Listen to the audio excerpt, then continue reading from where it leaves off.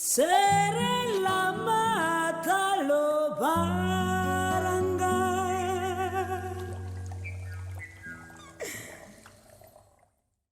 Bon, déjà, merci de me faire cet honneur de répondre aux questions de Inside. C'est vrai que j'ai une vie un tout petit peu atypique, surtout mes débuts.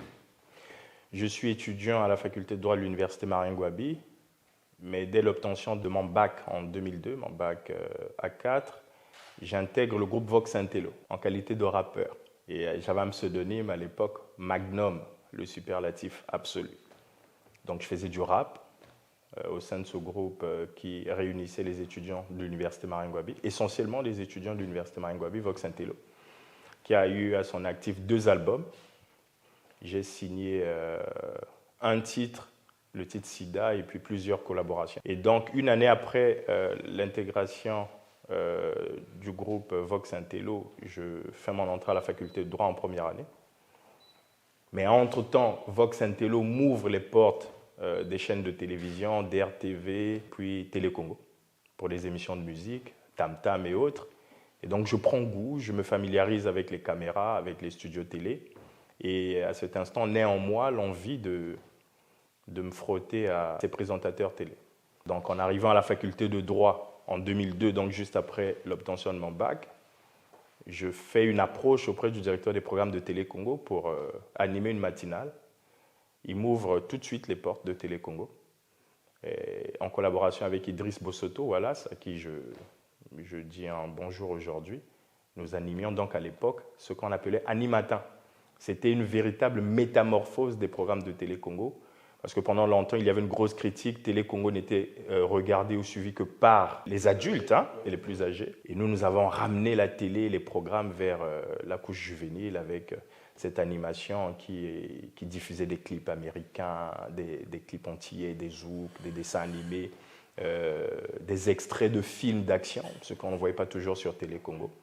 Et donc, c'est comme ça que moi, je fais mon entrée à Télé Congo. Donc, animateur et puis bien plus tard, journaliste reporter, puis présentateur du journal télé. Je vais vous faire une confidence, monsieur le journaliste. Quand je débute à Télé Congo en tant qu'animateur pour cette matinale, j'ai mes parents qui me disent « Est-ce que tu penses faire le bon choix ?» Journaliste au Congo, on sait ce que c'est, du point de vue de la rémunération et autres. Mais avec beaucoup de recul, je ne regrette pas le choix que j'ai fait. Pour l'anecdote, en 2007 ou 2008, le ministre Alain Akwala Tipo m'envoie, non, pas 2008, un peu plus tôt, je pense, peut-être 2006, il met mon nom sur une liste de stagiaires devant se rendre à Pékin en Chine pour un séminaire auquel devaient prendre part les journalistes des pays francophones. Et ce jour-là, les NAM lançaient les épreuves du concours de la magistrature. Le même jour. Ce jour-là, j'étais à la croisée des chemins de ma vie. J'avais le choix, effectivement, entre la magistrature et la presse. Le concours d'entrée à l'ENAM pour le volet magistrature, en tout cas les épreuves, étaient lancées à 10 h. Et à 12 h, il y avait le vol éthiopien pour Beijing, avec escale à Addis Abeba et à New Delhi en Inde. Donc j'avais le choix. Je fais le concours de l'ENAM, je deviens magistrat demain, ou je prends mon avion pour Pékin pour poursuivre dans ma carrière de journaliste.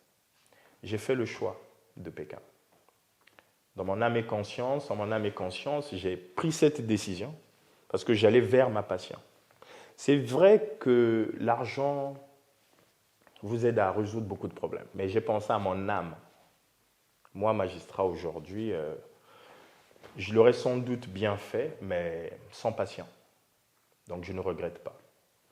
Et puis, l'argent, on peut travailler pour en gagner. Et moi, mes proches savent que je travaille beaucoup, pas pour devenir riche, mais pour avoir le minimum. Donc, je ne regrette pas. Non, le premier secret, c'est la passion. Mon cher journaliste, je suis un passionné des médias. Et c'est l'occasion de dire aussi qu'il y a une nuance entre journaliste et communicant. J'ai été journaliste, je suis aujourd'hui journaliste communicant. On a souvent tendance à confondre les deux. Mais le premier secret, c'est la passion. Ensuite, le travail acharné. Je ne vais pas vous raconter les conditions dans lesquelles moi j'ai grandi, mais c'est simplement, par là, j'aimerais simplement vous réaffirmer que pour réussir ce que j'ai essayé de réussir, j'ai mis en avant la passion et le travail acharné. Je ne sais pas remettre à demain le travail que je dois rendre aujourd'hui. L'envie de bien faire. C'est vrai que tout n'est pas toujours rose, tout n'est pas toujours parfait. Mais je m'arrange à satisfaire celui qui attend le service que je dois lui rendre. C'est une prestation de service ce que nous faisons. Présentateurs télé, présentateurs radio. Nous avons face à nous des clients. Les auditeurs et les téléspectateurs, ce sont des clients. Nous avons, nous, l'obligation de faire une prestation de service de qualité. Donc, je prends le temps, mais vraiment, je prends le temps de faire une prestation de qualité. En amont, c'est tous ceux qui m'ont appelé à leur côté m'ont découvert à la télévision. Je pense qu'un homme politique ou un haut cadre a le temps de mener des enquêtes sur la personne qui souhaitera avoir à ses côtés. Et ils ont sûrement eu le même résultat, que c'est un monsieur rigoureux dans le travail, un passionné qui travaille de façon acharnée. Et donc, avant de me retrouver à leur côté, ils ont mené des enquêtes et ils ont sûrement trouvé les mêmes conclusions. Je vous le dis, la passion et le travail acharné. Ensuite, on vous dira qu'il y a la chance, il y a la bénédiction. Parce que certains ont tendance à oublier que la bénédiction aussi existe. La bénédiction existe. Et la bénédiction, on la ramène vers soi quand pendant longtemps on a travaillé en respectant certains principes de la vie. Quand on a mis en avant la vertu. Quand on est vertueux dans la vie. Croyez-moi, la bénédiction viendra vers vous. Il n'y a pas de hasard. C'est vous qui êtes le constructeur de ce qui vous arrive. En effet, et moi je dirais que je suis très chanceux. J'ai reçu l'éducation de mes parents, chez moi à la maison, et je tombe comme ça dans l'arène politique en qualité de journaliste et de communicant. Déjà, c'est l'occasion pour moi de rendre hommage au ministre Alain Akwala-Tipo, qui m'a tout de suite repéré en tant qu'animateur. Mais je vous avoue qu'à l'époque, quand je suis à Télé Congo, même les cadres de Télé Congo ne me connaissent pas. Ils ne font pas attention à moi. Pour la petite histoire, même Jean-Claude Kakou ne sait pas qu'il y a un Gildas Maïla qui existe.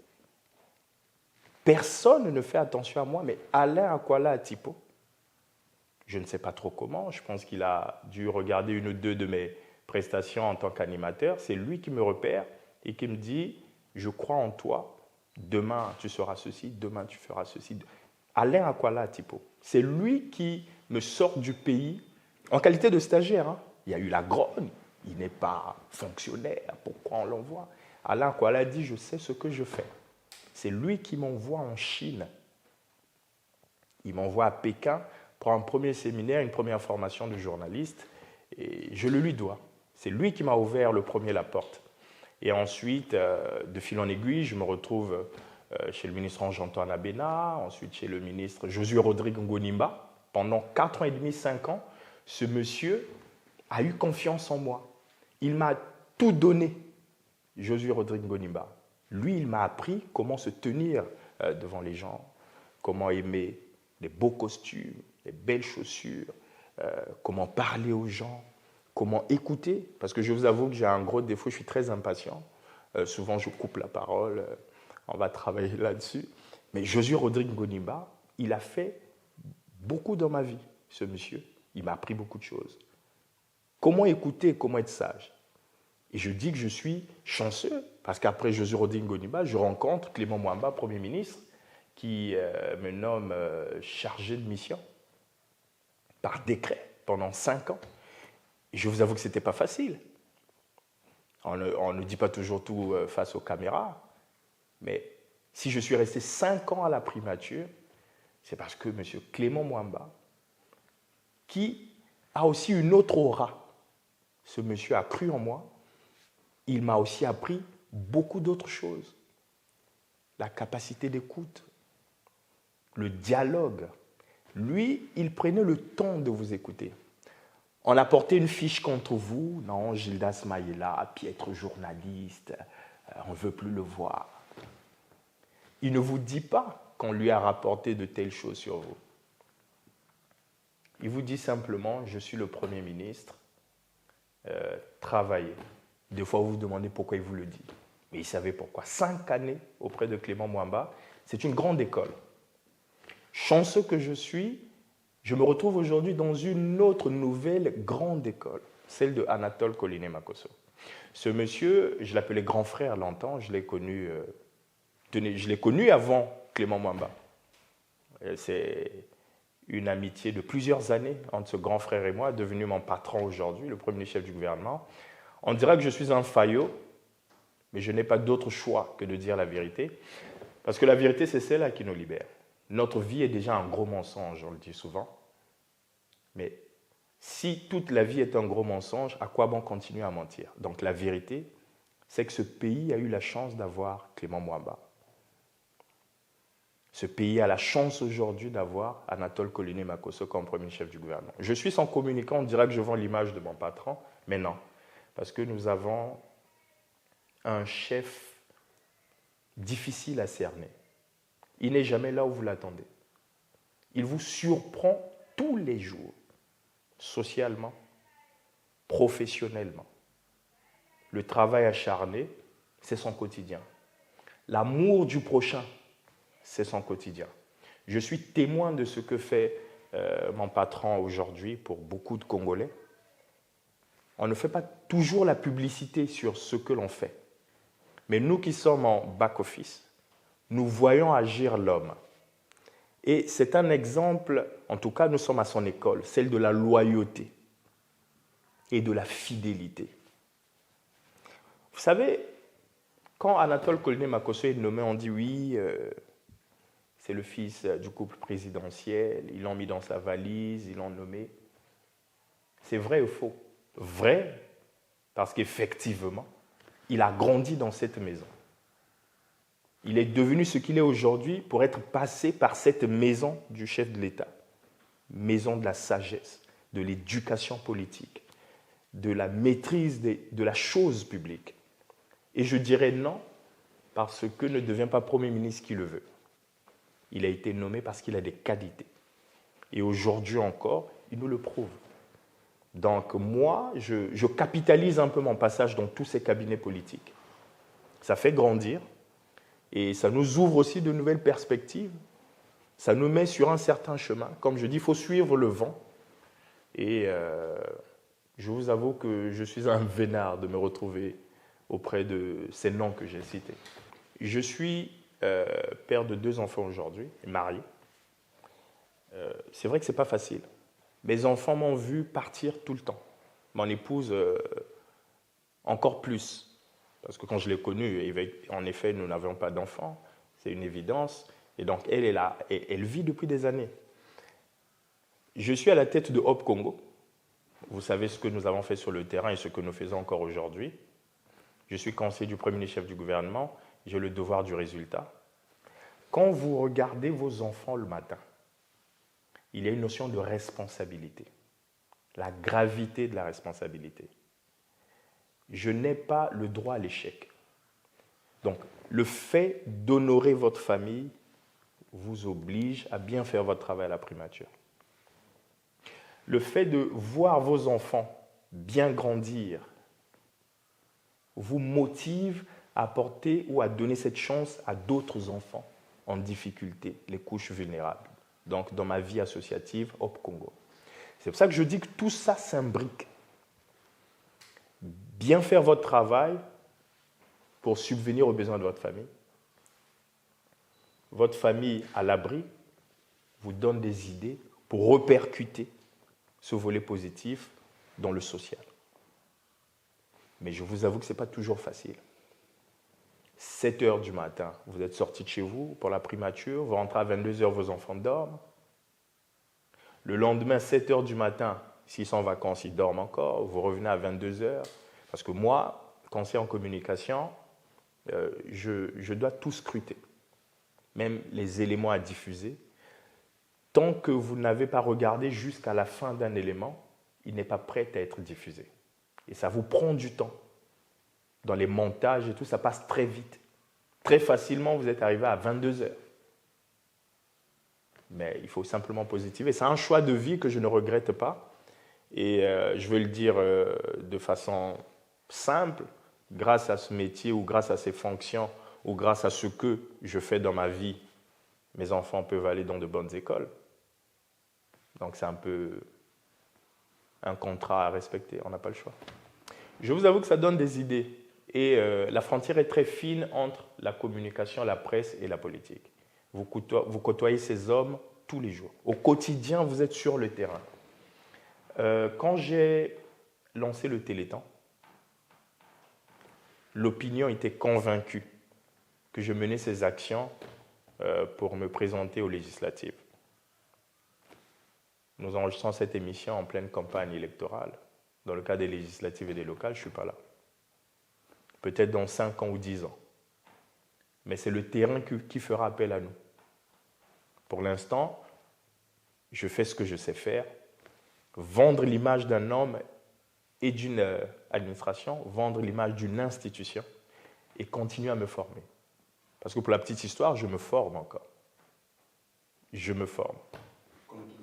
Ce n'est pas facile parce que vous refusez beaucoup de choses. Je l'ai dit dans une émission récemment, il vous faut une éducation personnelle. On ne vous voit pas partout, tout le temps. Je ne fréquente pas les débits de boissons. Je ne suis pas visible au quotidien. Pour me voir, vous êtes à la télévision. À Combo, vous êtes à la primature. Vous avez une ligne de conduite à respecter qui, des fois, vous dérange même. Parce qu'il y a des libertés que vous refusez pour entretenir cette notoriété. Mais la notoriété, vous ne l'entretenez pas pour marcher sur les gens. Vous entretenez la notoriété pour donner de la valeur au métier. Je l'ai toujours dit, le journaliste est celui qui cache sa pauvreté. Le journaliste est celui qui fait tout pour présenter la face positive de son quotidien. Ça va être difficile à comprendre, mais non, le journaliste est censé être un modèle. Et je m'efforce à être le modèle, surtout pour ces jeunes. Vous savez, plusieurs fois, j'ai rencontré des mamans dans l'avion ou dans la ville qui m'ont raconté des histoires sur leurs enfants. J'ai une fille qui veut faire série A, et ensuite pour faire journalisme.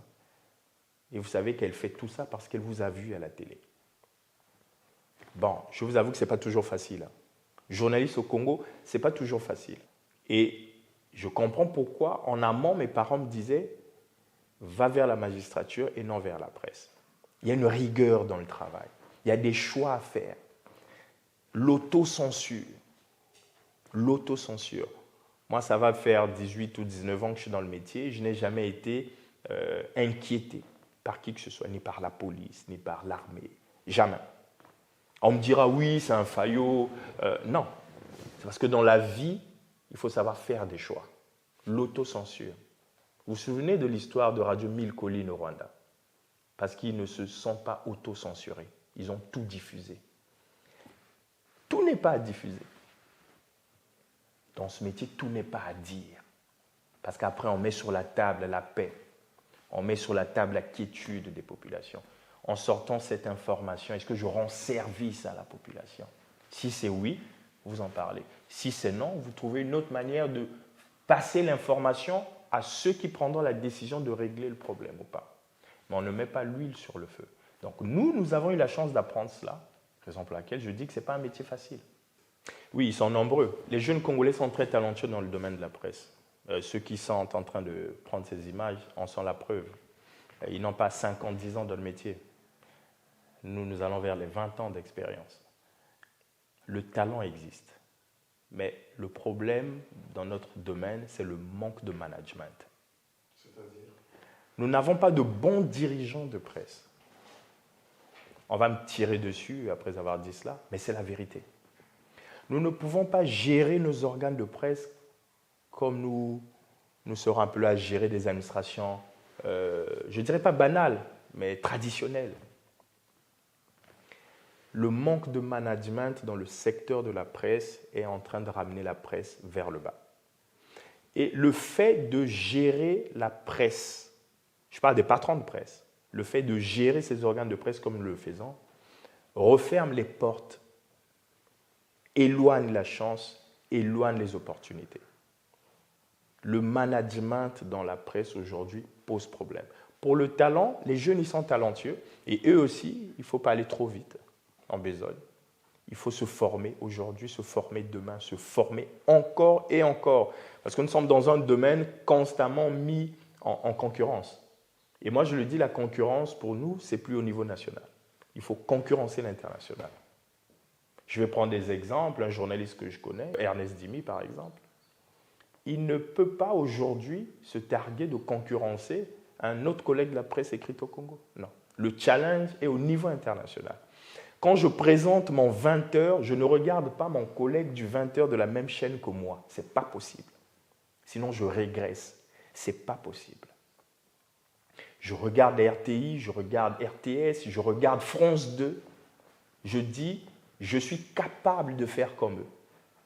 Je suis peut-être même capable de faire plus qu'eux. Mais on n'en parle pas parce qu'on est un peu comme en vase clos, c'est le Congo, c'est Brazzaville, bon, c'est une chaîne locale. Non. La concurrence est au niveau international et donc les jeunes d'aujourd'hui doivent se challenger tous les jours. Regarder les nouveaux logiciels pour les caméras, pour les enregistreurs, pour le montage. Comment on fait les cuts aujourd'hui. Comment on monte un reportage télé aujourd'hui. À l'époque, moi quand j'arrive à Télé Congo, on nous dit une image ne peut pas plafonner. C'est-à-dire il faut laisser un espace entre le trait de l'écran et la tête. Mais aujourd'hui, l'image plafonne. On peut te couper, ce sont des plans. Les plans évoluent. Mais si tu es encore dans cette espèce de bulle de l'époque où tu as été formé à Moscou, en Bulgarie, ce n'est pas un cliché. Mais à l'époque, nos vieux ont été formés dans les pays de l'Est. Tu viens avec cette image, il faut toujours de l'air entre la tête et le sommet de ton écran. Je suis désolé. Le métier a évolué. Je dirais les métiers, parce que dans l'audiovisuel, on a beaucoup de métiers. Les métiers ont évolué, donc aux jeunes de se former, de se mettre à la page, afin de faire mieux que nous demain. Simplement dire merci à Inside. Vous savez, premièrement, il n'est pas courant d'être reconnu de son vivant. Moi, je suis ému. Déjà, le jour où je reçois l'invitation pour cette émission, pour cet entretien, je suis très ému. Je me dis, tiens, il y a des gens qui font attention à ce que nous faisons. Et ensuite, il n'est pas toujours aisé pour un présentateur de répondre aux questions. Donc, il faudrait déjà m'excuser si j'ai répondu de façon compliquée, de façon incompréhensible. Je ne sais pas si tout ce que j'ai dit est facile à comprendre. Parce que moi, je suis le champion du questionnaire, mais répondre, ce n'est vraiment pas aisé pour un présentateur. Et puis, souhaiter bon vent à Inside, un projet à soutenir parce qu'il met en lumière les valeurs de notre pays. Nous allons souvent à l'extérieur parler des autres, mais si on peut reconnaître la valeur d'un fils du pays de son vivant, ça peut pousser d'autres à suivre le chemin. Donc vraiment merci, bon vent, et puis moi je poursuis. Les gens se plaignent de ne plus me voir constamment au journal, et même le dimanche soir, ce n'est pas toujours facile à gérer, mais je suis le vent. Je suis le cours du vent. Là où le vent m'emmène, tant que c'est positif, j'y vais. Donc, si je peux, je poursuis avec le 20h, mais retenez que je suis le vent, le bon vent.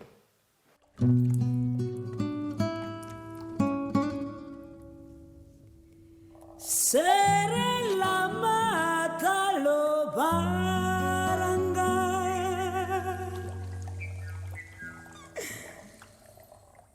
anga wareninga